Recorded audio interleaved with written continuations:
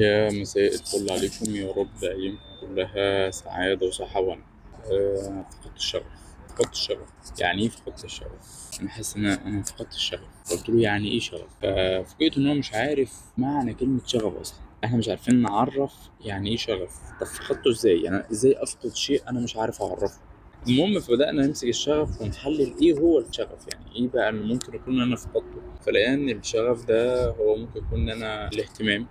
انا فقدت الاهتمام بالشيء، فقلت له تمام، ليه فقدته؟ وبقيت مهتم بحاجه تانية. قال لي حاسس ان انا بقيت عايز اعمل حاجه تانية. قلت له طب ايه هي الحاجات التانية؟ برضه احنا ما عرفناهاش. فقدت الاهتمام وعندي سؤال بقول انا عاوز اعرف ايه الحاجه اللي انا عاوز اعملها، فانا هنا محتاج ان انا اقعد مع نفسي اترجم الحاجات دي. اللي بعدها بقى فقدت الطاقه ان انا افضل اواظب على حاجه او افضل مصر على شيء، ولا الموضوع يخص اكتر ان انا محتاج دفعه تانية.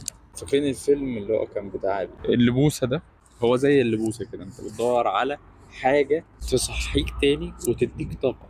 فقدت طاقتك انا بشحنها ازاي؟ دي اهم حاجه. انا عاوز اشحن طاقتي. هشحن طاقتي عن طريق ان انا هقرا حاجه، هعيد كتابه اهدافي، هراجع اللي انا عاوز اوصل له. ده كله بيخليك تشحن تاني طاقتك.